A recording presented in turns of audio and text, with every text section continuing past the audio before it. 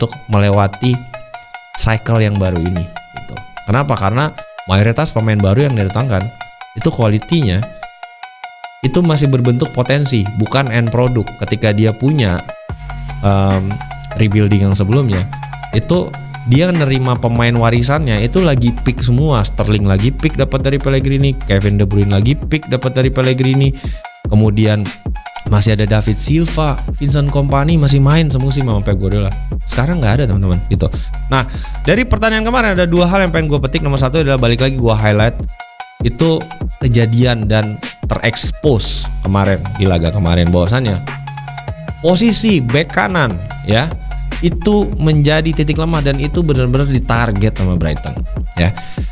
90 menit Brighton ngepres City kayak orang gila. 90 menit Brighton main physical dan Manchester City tidak punya jawaban sama sekali. Itu gue lihat Baleba lebih sering di layar ketimbang gue lihat Tijani Reinders gitu.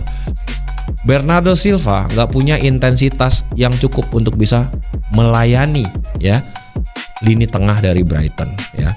Dan yang terjadi adalah akhirnya terekspos posisi fullback ya dalam skema set piece itu yang jauh, di mana di situ areanya Matheus Nunes.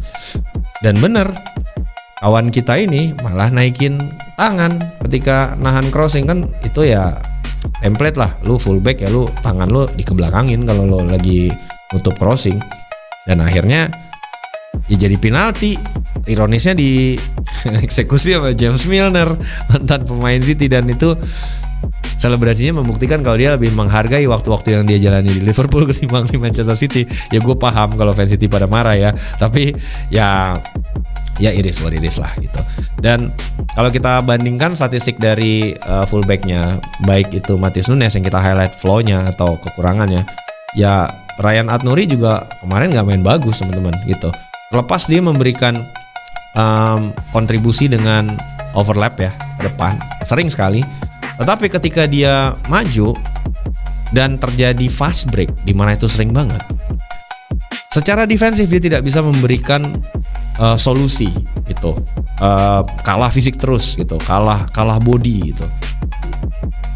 Ini yang membuat gua agak worry, kan harusnya kalau dia mau main flying fullback Pep Guardiola itu dia punya center back yang kenceng. Dalam hal ini tuh Kusanov. Jadi sebenarnya dari kemarin itu lebih banyak Kusanov yang nyelamatin si Ryan Ait-Nouri ini ketika dia out of position. Karena memang dia secara speed nih kenceng si Kusanov ini. Tapi akhirnya dia kena kartu kuning kan gara-gara itu. Kalau kita lihat kan statistiknya, successful dribble nggak ada Ryan Ait-Nouri, akurat